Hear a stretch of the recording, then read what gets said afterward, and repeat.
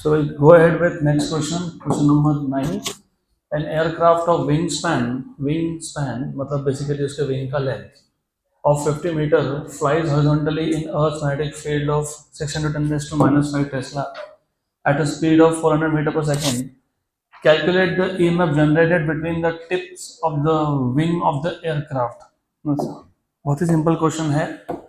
आपको total wing span मतलब aircraft के दोनों विंग का मिला के लेंथ दिया हुआ है. विंग स्पैन इज 50 मीटर और ये जो एयरक्राफ्ट है it is moving in earth's magnetic field of 6 into 10 raised to minus 5 Tesla and with a speed of 400 meter per second, and they're asking you what is the EMF induced between the tips of the wings.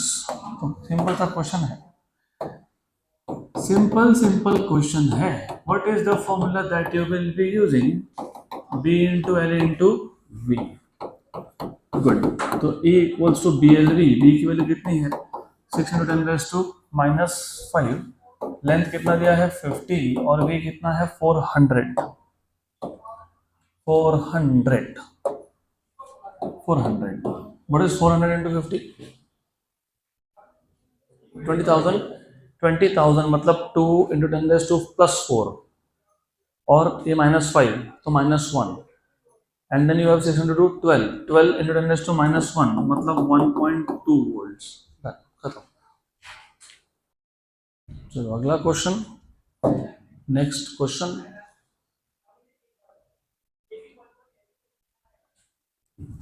Question number 10. Easy question है वैसे.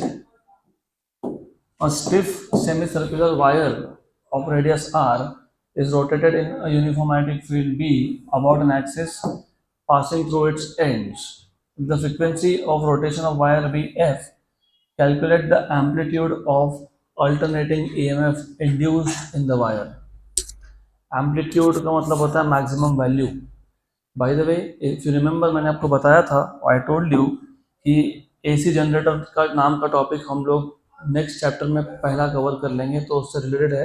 But concept वही है, induce EMF भी है. तो do not worry. हमारे पास एक सेमी सर्कुलर वायर है जिसका रेडियस r है. Is rotated in a uniform magnetic field B about an axis through its ends. तो जो सेमी सर्कुलर वायर है something like that. So there is an axis which is passing through its end और इसको हम लोग rotate कर रहे हैं in a uniform magnetic field. There is some magnetic field का डायरेक्शन तुमको बताया नहीं, इसलिए we can not really assume कि परपेंडिकुलर ही होगा. तो सम डायरेक्शन, तो यहाँ पे मैग्नेटिक फील्ड है इन सम डायरेक्शन. एक कोई भी रैंडम डायरेक्शन ले लेता हूँ मैं. सम रैंडम डायरेक्शन मतलब बेसिकली मैग्नेटिक फील्ड और इस पे जो नॉर्मल ड्रॉ करूँगा उन दोनों में there will be some angle theta. तो रिमेंबर हम लोग क्या कर रहे हैं, हम लोग इस सेमी सर्कुलर रिंग पे वायर पे एक नॉर्मल ड्रॉ करेंगे तो ये एरिया का डायरेक्शन हो गया, ये एंगल हो गया थीटा. तो थोड़ा इमेजिनेशन बढ़ाना पड़ेगा क्योंकि 3D डायग्राम को मैं 2D में ड्रॉ कर रहा हूँ. हमारे पास एक सेमी सर्कुलर वायर है. There is a magnetic field और इस सेमी सर्कुलर वायर पे जो नॉर्मल है उसमें एंगल कितना है? थीटा. नॉर्मली हम फ्लक्स निकालते वक्त क्या करते हैं? B bar dot A bar which is BA cos theta. हमने अब तक जितने केसेस लिए नॉर्मली थीटा की वैल्यू कितनी होती है? 0, क्योंकि मैग्नेटिक फील्ड और एरिया एलिमेंट का डायरेक्शन क्या होता है? सेम. यहाँ पे ऐसा कुछ बोला है नहीं, कहीं नहीं बोला है कि magnetic field is perpendicular to the plane of the wire. नहीं बोला है तो some angle theta. Good. If the frequency of rotation of the wire V, अगर मैं इस वायर को रोटेट करता हूँ तो रोटेशनल फ्रीक्वेंसी कितना है? F. The amplitude of alternating EMF in the induced wire is in the wire S. बहुत सिंपल है, एक्सट्रीमली सिंपल. तो आपको बेसिकली सिर्फ फाइंड करना है इंड्यूस EMF. अब ये इंड्यूस EMF फाइंड कैसे करेंगे? इट इज एक्सट्रीमली सिंपल क्योंकि इंड्यूस EMF ये होता है माइनस d∅dt. ये तो क्लियर है. माइनस d∅dt और ये जो d∅ है, फाई होता है BA cos थीटा. तो E equals to minus B constant cos of theta. अभी ऐसा अजम्पशन लेना पड़ेगा हमको. यू हैव टू अज्यूम जब तुम रोटेट कर रहे हो इसको, मैग्नेटिक फील्ड का डायरेक्शन तो चेंज होगा नहीं, मैग्नेटिक फील्ड तो जैसा है वैसा है। गुड। और जो एंगल बिटवीन एरिया एलिमेंट है और मैग्नेटिक फील्ड है वो भी सेम है, ऐसा अज्यूम करना पड़ेगा। या तो फिर इसको सीधा सीधा जीरो मान लो, फिर इसको जीरो मान लोगे तो काम तुम्हारा आसान हो जाएगा। cos 0 is 1। तो थोड़ा इमेजिनेशन बढ़ाओ। हमारे पास एक सेमी सर्कुलर वायर था, मैग्नेटिक फील्ड का कुछ डायरेक्शन है, सम डायरेक्शन, मान लो दिस इज मैग्नेटिक फील्ड। जब मैं कॉइल को रोटेट करूंगा, कॉइल रोटेट होगा तो कॉइल का नॉर्मल भी रोटेट होगा, लेकिन ऐसा आपको इमेजिन करना है कि आप कॉइल को इस तरीके से रोटेट कर रहे हो so that when the coil is rotating at least the angle between b bar and a bar is not changing, it is constant, so cos theta is constant, so you have dA by dt। पक्का पक्का। Good. Now do you remember ये dA by dt को हम लोगों ने कैसा लिखा था? E equals to minus b cos theta। if you remember dA by dt क्या लिखा था? dA into 1 by dt। What is 1 by dt? Frequency. अब मुझे ये क्यों लिखना पड़ा? क्योंकि इन टर्म्स ऑफ फ्रीक्वेंसी आंसर चाहिए, क्योंकि फ्रीक्वेंसी तुमको बताया है। तो b cos theta dA, this is frequency f, तो E equals to minus b into F into cos theta into dA। अब ये dA क्या है? dA is the change in area traced in one rotation। क्योंकि frequency जब बोलते हैं तो फ्रीक्वेंसी आपका, if you know what is the meaning of frequency, number of rotations per second। तो if I assume ये जो एरिया है it is the change in area traced in one rotation, what is the total change in area in one rotation? Pi are square. देखो इसलिए मैंने बोला ये question को इमेजिन करना पड़ेगा आपको। अगर सेमी सर्कल वायर है, सेमी सर्कल वायर है, उसको तुम अगर एक बार पूरा रोटेट करोगे तो इट ट्रेसेस कंप्लीट सर्कल, तो it becomes pi are square. तुम कैसा रोटेशन इमेजिन कर रहे हो उसके ऊपर भी डिपेंड करता है। तो यू हैव टू अंडरस्टैंड कि here area traced in one rotation is pi are square. तो ये जो एरिया था ये क्या हो गया? Pi are square. क्या आ गया ये? Pi are square cos theta. Good good. तो you are very near to the answer. आपको पूछा है मैग्नीट्यूड, क्या पूछा है? मैग्नीट्यूड। क्या दिया आंसर? क्या दिया? Is it in terms of frequency? Yes. क्या दिया हुआ है? Pi are square B into F. ऐसे ही होगा ना, पाई स्क्वायर। तो पाई स्क्वायर कहाँ से आया वो देखना पड़ेगा हमको। वन रोटेशन की अगर मैं बात करता हूँ, if I take one rotation I start with 0, ठीक है, इतना तो देखो। हाँ, वन रोटेशन। तो ये हो गया आपका, this is right, that is misprint there. तो minus B F pi are square cos theta. अभी ये cos थीटा की वैल्यू ऐसे नहीं निकालते हैं। Tell you can not generalise this, you can not put 1। आपको एम्पलीट्यूड पूछा है तो आपको थोड़ा सा अभी ये पता होना चाहिए। Waves, you know what is the general form of a wave? What is the form of a wave? y equals to amplitude into sine या फिर cos। तो ये कौन होता है? एम्पलीट्यूड। तो जब तुम एक कॉइल को एक मैग्नेटिक फील्ड में रोटेट करते हो तो एसी सिग्नल जनरेट होता है, अल्टरनेटिंग ईएमएफ। तो alternating EMF looks like a sine wave और कॉस वेव। तो उसका जो पीक वैल्यू होता है, तो ये जो साइन या कॉस है उसको छोड़ के जो बाकी बचा, दैट इज द एम्पलीट्यूड। और आपको पूछा भी एम्पलीट्यूड है, calculate the amplitude of alternating EMF. तो एम्पलीट्यूड मतलब ये जो तुम कॉस छोड़ दो और एम्पलीट्यूड जब लेते हो तो मॉड लेते हो, तो क्या आएगा? B F pi are square. तो रिमेंबर ये दिस पार्ट इज एम्पलीट्यूड। तो देयरफॉर ये तुम्हारा सिग्नल का मतलब वेव का फॉर्म आ गया। This is the wave form of induce EMF. और मैंने आपको बोला भी था कि जब आप एक कॉइल को मैग्नेटिक फील्ड में तुम जब रोटेट करोगे तो यू विल फाइंड आउट कि जो ईएमएफ जनरेट होगा वो साइन या कॉस पर डिपेंड करेगा। तो half cycle positive, half cycle negative, because it depends on cos. और ये जो कॉस है it is telling you induce EMF is a cos wave, और जो साथ में है वो कौन है? कौन है? एम्पलीट्यूड। तो if you compare with the equation of wave, so if we compare with equation of wave, so therefore amplitude of induced EMF is induced EMF is, ये जो एम्पलीट्यूड है उसको E0 बोलते हैं, वो तो भी नेक्स्ट चैप्टर में सीखोगे। तो जो मैक्सिमम वैल्यू होता है ईएमएफ का उसको E0 से डिनोट करते हैं, पीक वैल्यू से। तो the peak value is B into F into pi into R square.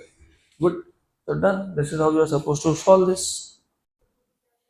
So remember, ये हमेशा पीक वैल्यू होता है, पीक वैल्यू, एम्पलीट्यूड। ऐसा तुमको करंट में भी देखने को मिलेगा। क्यों? अगर ईएमएफ ऑल्टरनेटिंग है तो करंट भी क्या आएगा? ऑल्टरनेटिंग। क्यों? What is Ohm's law? V equals to I R, तो E equals to I are.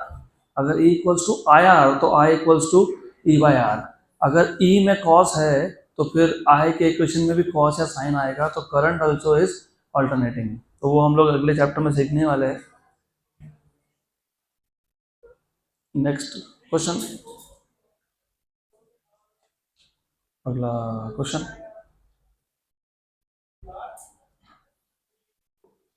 देखो। अभी लॉजिकली स्पीकिंग कोई बोल सकता है कि पाई स्क्वायर आएगा क्योंकि एक रोटेशन है, तो एक रोटेशन में एंगल 2 पाई होता है, फिर तो 2 पाई स्क्वायर आना चाहिए था। गुड। तो जितना इंफॉर्मेशन दिया है उसके हिसाब से इट इज करेक्ट। उसका और एक लॉजिक है फिर, that is why I was asking you what is the average of sine और कोसाइन और वन साइकिल। कितना होता है? 0 होता है ना। आपको पता है what is the average of sine square और cos square?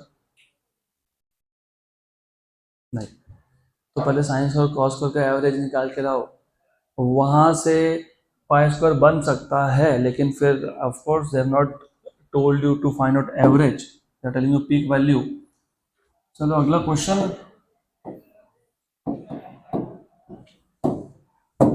calculate the value of induced EMF between the ends of an axle of a railway carriage 1.75 meter long traveling on level ground with uniform velocity of 50 km per hour. The vertical component of Earth's magnetic field is given to be 5 into 10 raised to minus 5 Tesla. Simple सा question है। आपको पूछा what is the induced EMF between the ends of axle of a railway carriage. आपको उस railway carriage का जो axle उसका length दिया हुआ है, कितना लेंथ है? 1.75 metre, travelling on a level ground with uniform velocity of 50 kilometre per hour. simple, you have been given the length of the axle 1.75 meter, you have been given magnetic field of earth, vertical component of force कितना है? 510 raised to minus 5, और what is the speed? कितना speed है? 50 kilometre per our. ये kilometre per our को metre पर second में कैसे कन्वर्ट करते हो? 5/18। Good. This is 9, this is 25, so 25 into 5 is 125, 125 by 9। ठीक है, इसको रहने दो, बाकी बाद में देखते हैं। EMF induced, how do you find out EMF induced? What is the formula of EMF induced? वही है BLV, simple BLV। What is the value of B? 5 into 10 raised to how much? Minus 5। What is the length of the axle? कितना दिया है? 1.75। एक काम करो, 1.75 को हम लोग 3.5/2 लिख सकते हैं क्या? 1.75 is it 3.5/2? Yes। तो is it 7/4? Yes। तो तुम कैलकुलेशन तुम्हारे ऊपर है, how you want to do it। If you want to keep it 1.75 that is also fine। तुमको वैसा लिखना तो वैसा लिखो, तो 7/4 लिख लो। Into V, how much is V? 125/9। पक्का। गुड। तो हमने सिर्फ इन तीनों को मल्टीप्लाई करना है, देखते हैं क्या आंसर आता है। गुड। तो टेल मी द कैलकुलेशंस, जल्दी बताओ। अरे जल्दी बताओ।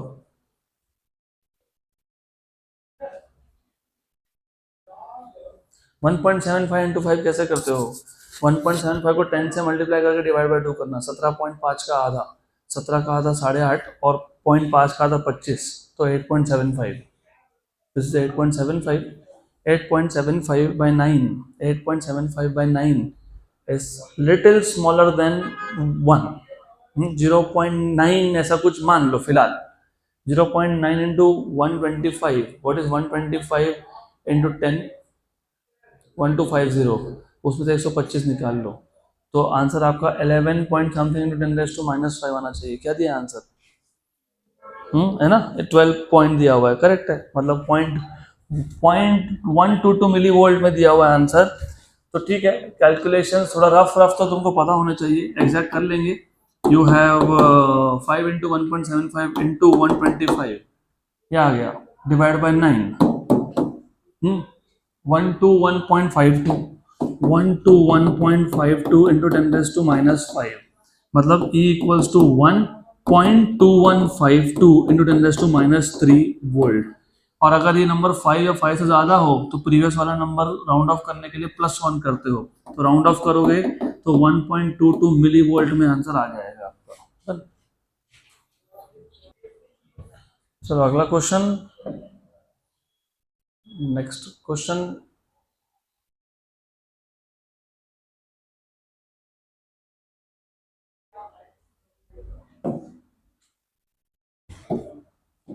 अगला question, the value of mutual inductance of two coils is 10 milli henry. तो हमें म्यूचुअल इंडक्टेंस की वैल्यू बताइए 10 milli henry. If the current in one of the coil changes from 5 ampere to 1 ampere in 0.2 seconds, calculate the value of induced EMF in the other coil.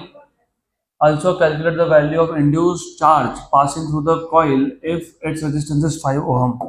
Good question, simple question है लेकिन अच्छा है। तो सबसे पहले you have been given two coils, उसमें से दोनों कॉइल का जो म्यूचुअल इंडक्टेंस का वैल्यू है वो 10 मिली हेनरी है। 10 मिली हेनरी मतलब 10 इंटू 10⁻³ मतलब 10⁻² henry. Then they are telling you if the current in one of the coil, एक काम करते हैं, current in one of the coil, तो जो पहला कॉइल है उसमें करंट चेंज हो रहा है ऐसा मान लेते हैं।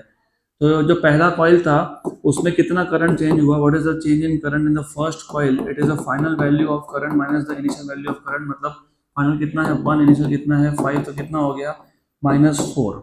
और ये कितने टाइम में हुआ, ये हुआ 0.2 सेकेंड्स में। इसका मतलब तुम यहीं से di/dt निकाल के रख दो तो आगे कंफ्यूजन नहीं होगा। तो change in current in the first coil, rate of change of current in the first coil is what is di -4 upon कितना, yes कितना है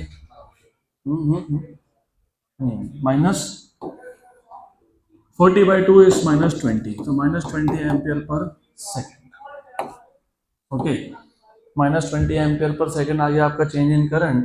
आपको आगे बोला है, क्या बोला है, calculate the value of, calculate find the value of induced EMF in the second coil, मतलब A2, and also calculate the value of induced charge through the coil, induced charge through the coil मतलब Q2, जिसमें EMF induce हुआ उसी में charge induce होगा through the coil if the resistance of the coil, किसका resistance, जिसमें EMF induce हुआ कितना है 5 ओम। तो how to find out E2, ये तो सिंपल है, व्हाट इज E2, -d5/dt, ठीक, -d5/dt, okay good. How do find out d5/dt, अरे कैसे फाइंड करेंगे, what is d5/dt,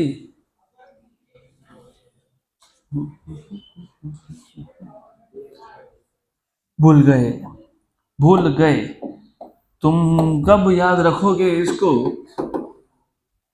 are we talking about self inductance और mutual inductance, very good, mutual inductance, चाहे self हो चाहे म्यूचुअल हो, flux is proportional to current. सिर्फ self में क्या होता है, एक ही कॉइल है तो दूसरे कॉइल की बात ही नहीं है, तो phi इक्वल्स टू Li। लेकिन जब म्यूचुअल इंडक्टेंस की बात होती है तो दो कॉइल है, किसमें फ्लक्स चेंज हो रहा है, सेकेंडरी में, क्योंकि EMF सेकेंडरी में इंड्यूस हो रहा है। किसका करंट चेंज हो रहा है, प्राइमरी का, तो phi2 is proportional to I1 and phi2 equals to MI1, तो phi2 इक्वल्स टू MI1, उसमें से M कांस्टेंट है तो वो बाहर आ गया, और ये तो मैंने अभी पहले से ही फाइंड करके रखा उसको। तो that is how you have to think, ये हो गया एक फॉर्मूला रेडी।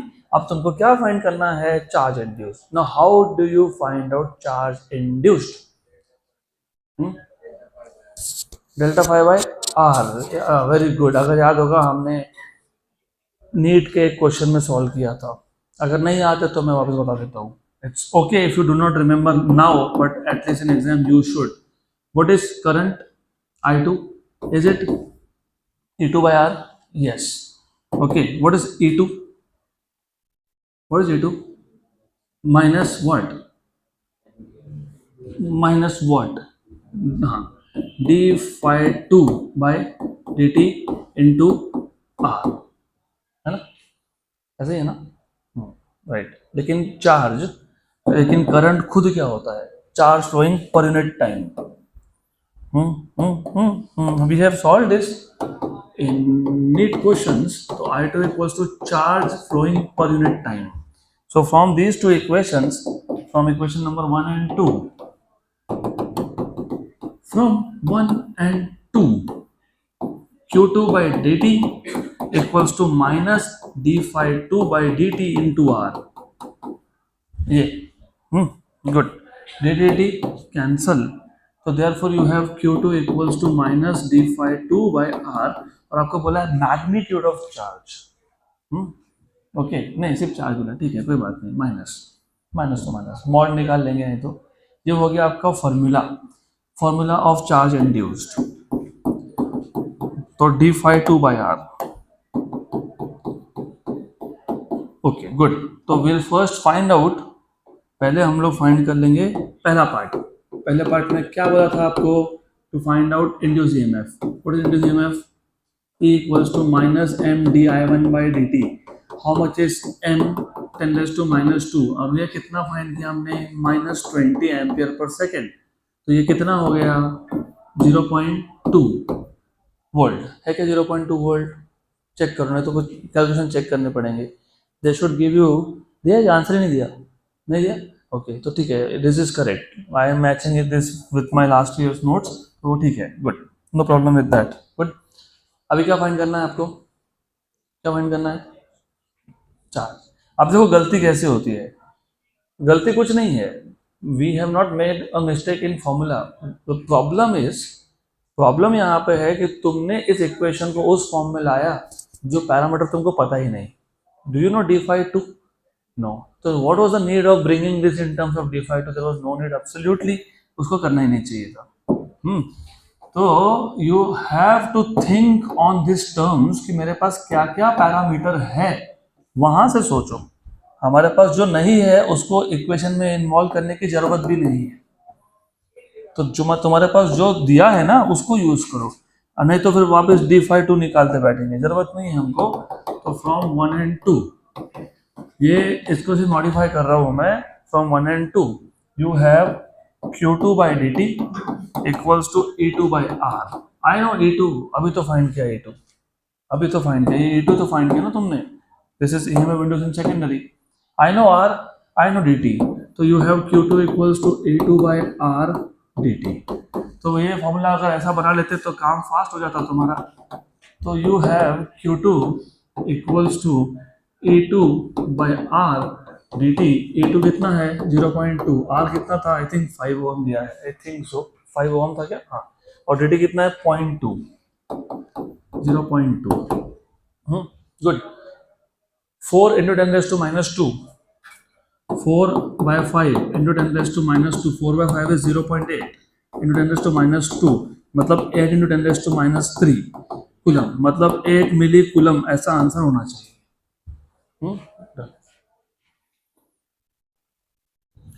और हमेशा याद रखो 11 के बेसिक्स तुमको लगने वाले हैं. Current is charge flowing per unit time. ये पता होगा तो क्वेश्चन सॉल्व हो जाएगा. उसको अननेसेसरी d phi 2 के टर्म से लाने की ज़रूरत नहीं थी. वैसे अगर लाओगे तो भी कोई प्रॉब्लम नहीं है, बट थोड़ा सा तुम्हारा कैलकुलेशन बढ़ जाएगा. तो जस्ट डू दिस. उससे भी आता है E2 equal to minus d phi by 2 by dt. उससे भी आंसर आने वाला है आपका. But do not unnecessary waste time. अगला क्वेश्चन. Next question.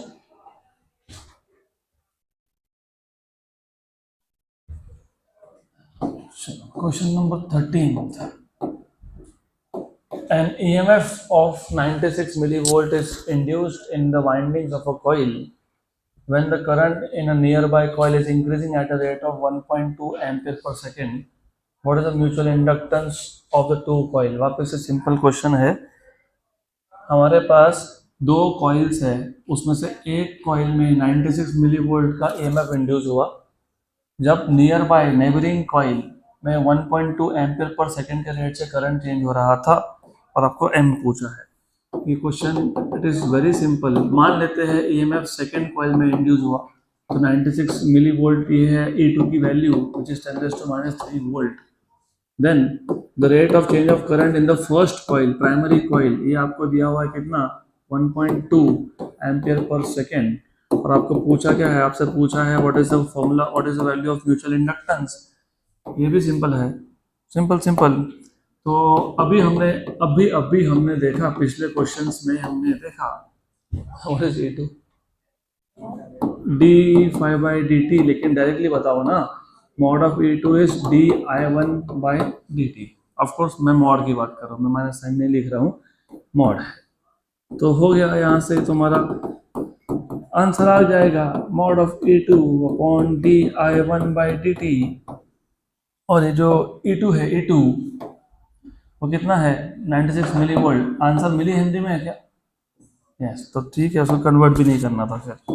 तो anyways it was 96 milli volt, तो I write down 96 milli volt upon ये कितना है, 1.2। ये 1.2 का पॉइंट एक मिनट के साइड में रखो, 10⁻⁻1। 96/12 कितना होता है, 8, और ये जो 10⁻⁻1 था ऊपर गया तो कितना हो गया, 80। दैट इज ये मिली वोल्ट का मिली हेनरी बन जाएगा अब। तो ये आ जाएगा 80 मिली हेनरी। क्या है answer, 80 milli henry. Done. Next question, अगला question,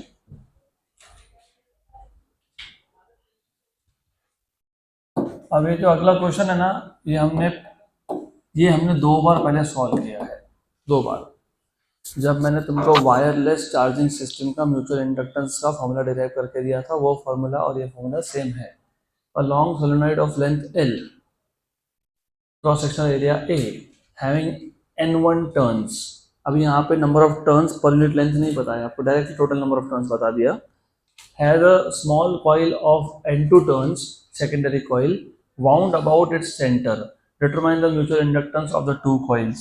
This is the third time we will be doing the same question.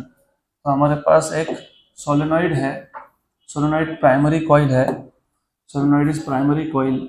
इसके सेंटर पे, मतलब इसके एक्सिस के अलोंग हमारे पास और एक कॉइल है, सेकेंडरी कॉइल।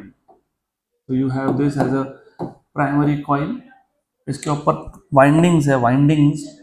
तो total number of turns on the primary is N1। तो इधर ये N1 नंबर ऑफ टर्न्स है। मैं काम करता हूँ, जो ये प्राइमरी का एरिया ऑफ क्रॉस सेक्शन है ना, उसको भी A1 बोल देता हूँ, और उसको इन्होंने A बोला है, A बोला है इसको। Then you have at the centre you have a secondary, जिसमें नंबर ऑफ टर्न्स कितने हैं, N2 है। तो number of turns is N2। Good. और ये जो सोलेनॉइड था, इसका जो लेंथ है, लेंथ वो L है, L। गुड। आपको पूछा है what is the mutual inductance of the two coils. सबसे पहले mutual inductance of the two coils में, जिस कॉइल में करंट पास हो रहा है उसमें इंडक्टेंस की बात नहीं हो रही, दूसरे में हो रही है। दूसरा कौन, सेकेंडरी। तो म्यूचुअल इंडक्टेंस कैसे फाइंड करते हो, मैं तुमको वापस एक बार बता देता हूँ। अभी हमने देखा था कि φ2 इज, याद है क्या, इज नहीं याद, φ2 इज प्रोपोर्शनल टू I1। तो φ2 is M into I1, M into I1। तो mutual inductance M is φ2/I1, equation number 1।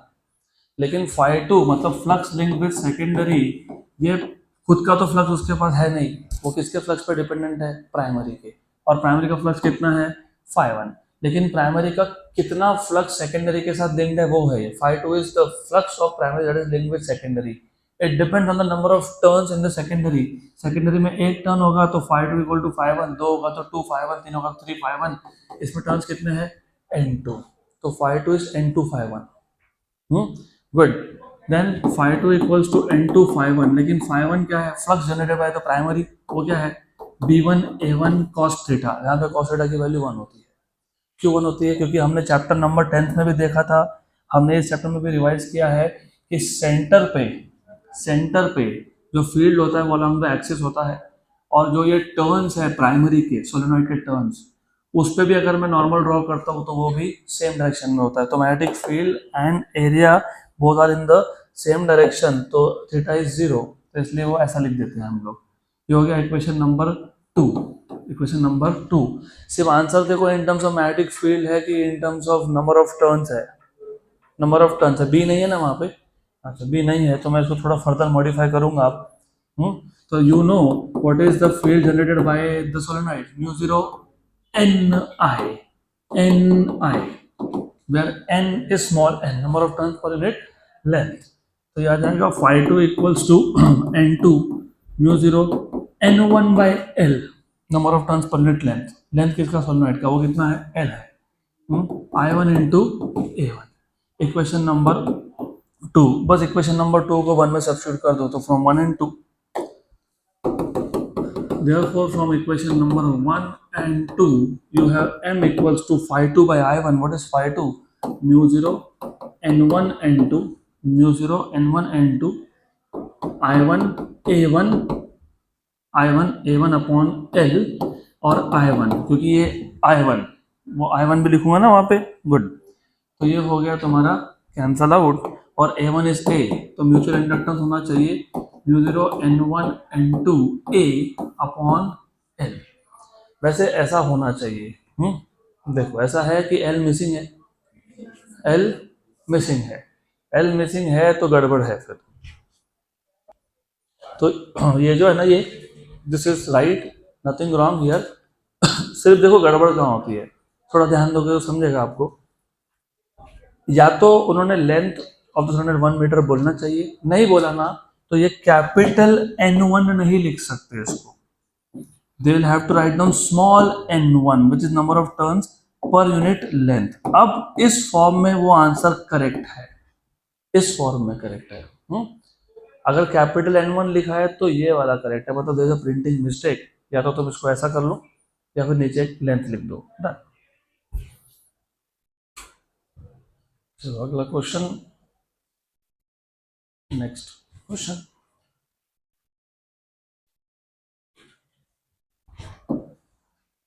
Question number 15. The primary and secondary coil of a transformer, अब ट्रांसफार्मर की बात हो रही है, each have an inductance of 200 into 10 raised to minus 6 Henry. मतलब L1 और L2 primary और secondary दोनों का सेल्फ इंडक्टेंस सेम है. The mutual inductance between the windings is 4 into 10 raised to minus 6. What is the percentage of flux from one coil that reaches the other? मतलब तुमको basically coefficient of coupling find करना है, उसको 100 से multiply करना है, क्योंकि परसेंटेज पूछा है. तो बहुत सिंपल सा क्वेश्चन है. आपको बोला है कि हमारे पास जो प्राइमरी और सेकेंडरी है दोनों का सेल्फ इंडक्टेंस का value 200 into 10 raised to minus 6 Henry है, और उस सिस्टम का म्यूचुअल इंडक्टेंस है 4 into 10 raised to minus 6 Henry.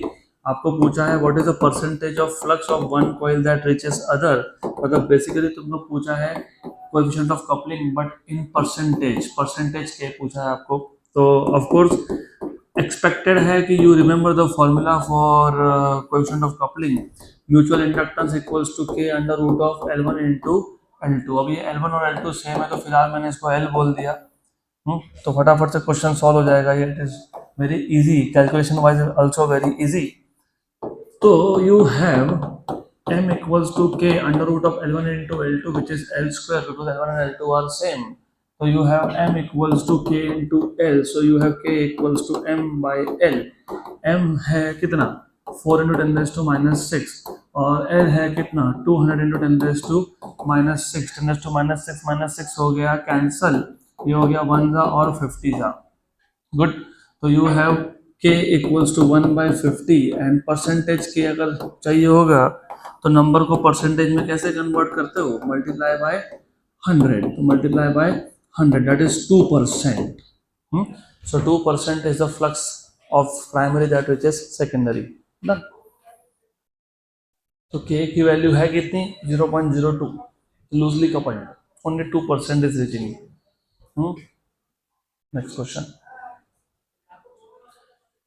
अगला क्वेश्चन,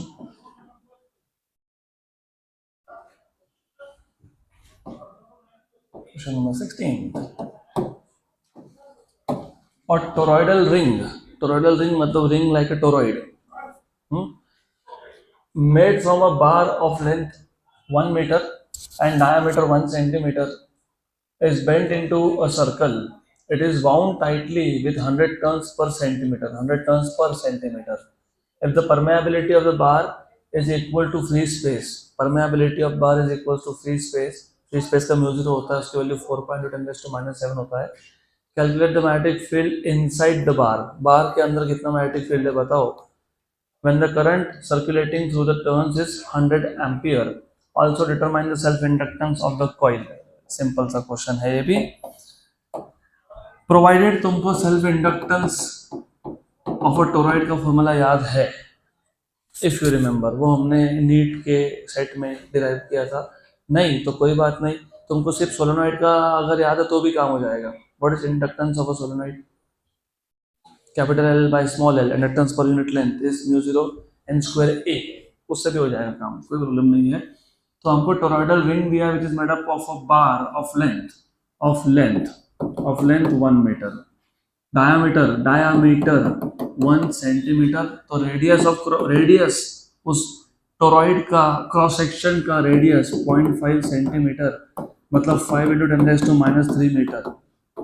तो टोरॉइड का जो क्रॉस सेक्शन होगा उसका जो रेडियस है ये आर कितना है 5 × 10⁻³ गुड मीटर। देन क्या बोला है, it is bound tightly with 100 turns per centimetre. तो यहाँ पे ना नंबर ऑफ टर्न्स पर centimetre is 100 turns per centimetre. इसको पहले तो मीटर में कन्वर्ट करो। 1 सेंटीमीटर 10⁻² मीटर, मतलब टोटल टर्न्स पर मीटर हो गए 10⁴ टर्न्स पर मीटर आ गया। और आपको बोला है जब आप इसमें से करंट पास करोगे, कितना करंट पास करोगे 100 एम्पीयर करंट पास करोगे, तो उस केस में what is the magnetic field inside the toroid, what is the magnetic field inside the toroid, मतलब पहले तुमको फाइंड करना है मैग्नेटिक फील्ड मतलब B।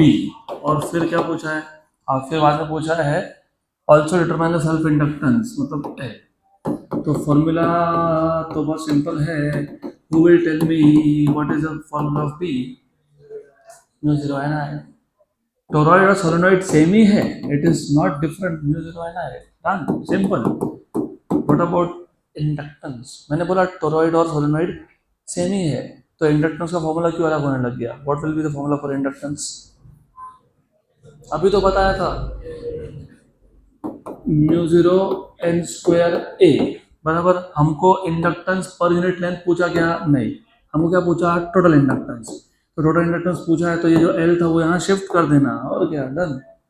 लेंथ दिया है तुमको, एरिया तुम फाइंड कर लोगे पाई स्क्वायर से। म्यू जीरो तो पता ही होता है, नंबर ऑफ टर्न्स भी तो तुमको दिए हुए हैं, तो सिंपल क्वेश्चन है, एक्सट्रीमली सिंपल।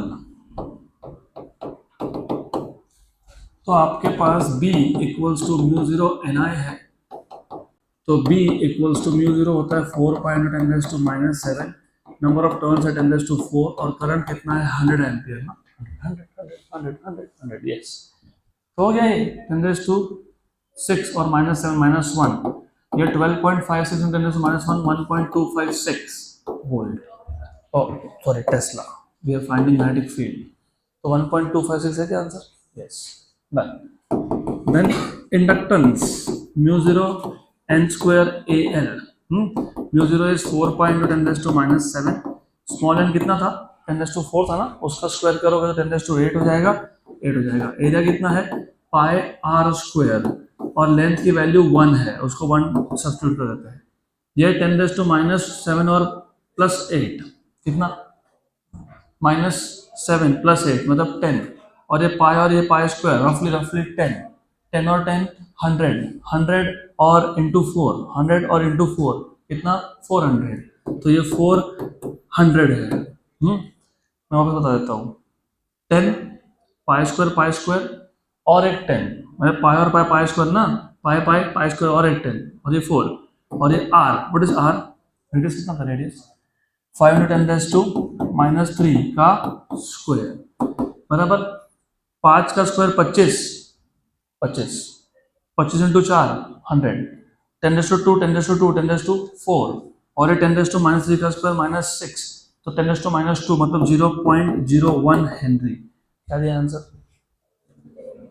10⁻, हाँ 10 मिली हेनरी, 10⁻² आया मतलब 10 मिली हेनरी आया, तो 10⁻² आया मतलब 10 × 10⁻³ आया, मतलब 10 मिली हेनरी आया। Done, simple. 10 milli henry, 10 milli henry. Last question of this chapter.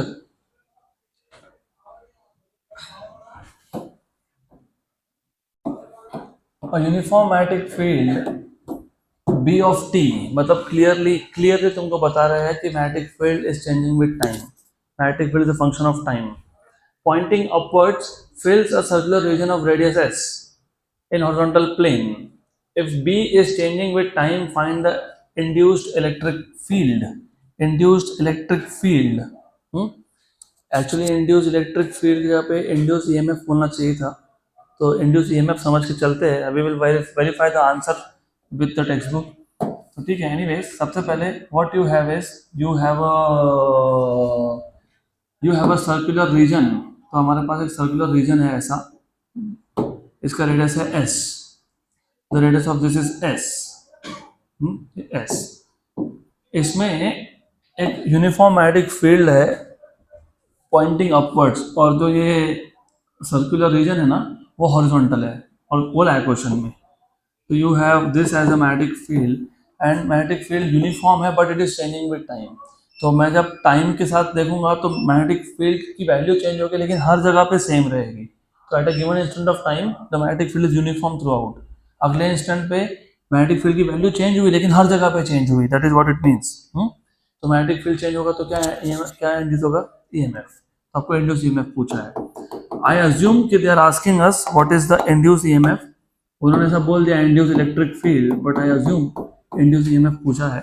Good, what is induced EMF, how will you find this out? I directly start with solution. याद है क्या, इंड्यूस ईएमएफ इज -d∅/dt। गुड, you know it, phi is b into a, correct? Are we changing area? No, तो -a dB/dt, क्योंकि सिर्फ b change हो रहा है। What is area? Pi into radius का square. What is radius here? s square. तो ये होना चाहिए आपका आंसर, है क्या, -πs² dB/dt, ऐसा। इसका मतलब इंड्यूस इलेक्ट्रिक फील्ड नहीं पूछा, इंड्यूस ईएमएफ पूछा। वैसे ईएमएफ मतलब वोल्टेज और इलेक्ट्रिक फील्ड का डायरेक्ट कनेक्शन है। ईएमएफ इज, अगर याद होगा तो electric field is proportional to V, मतलब electric field is proportional to E. हो गया, डन, खत्म।